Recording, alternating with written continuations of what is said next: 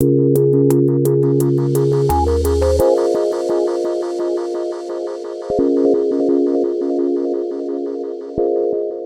a wicked problem that pertains to a number of different areas, and certainly the cluster covers preparedness and planning, and also communication and warnings in the response phase and early recovery phases. It also looks at child-centred disaster risk reduction, so the problems associated with getting risk reduction strategies into schools, and it also looks at managing animals in disasters, which agencies find some issues to do with how that prompts deviant behaviour in people, and also how we respond emotionally to animals.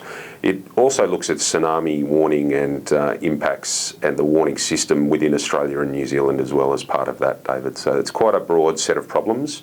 Most of it pertains to community understanding, acknowledgement and eventual action for things that respond and appropriately to those particular hazards.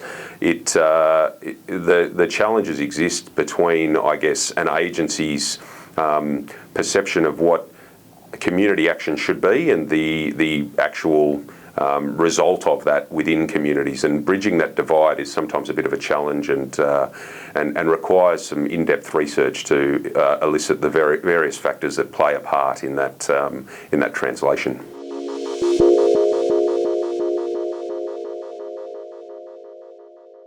The projects as part of the cluster work very well together. We have regular teleconferences, and through those we are realising efficiencies between the projects, which I think is a marvellous thing.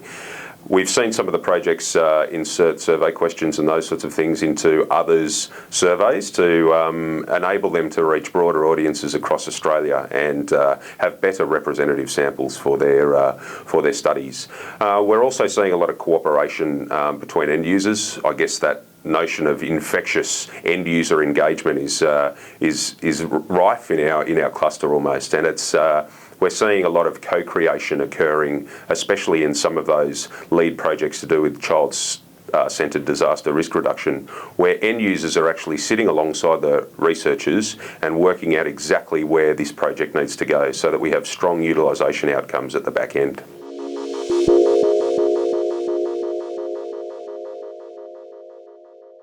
Agencies will be able to use this research in a number of ways. I think it contributes to best practice by agencies, first and foremost. So guidelines, recommendations, and various reports that will help agencies move towards a space where we are working in a better fashion than we have done previously. I think that's the primary utilisation outcome.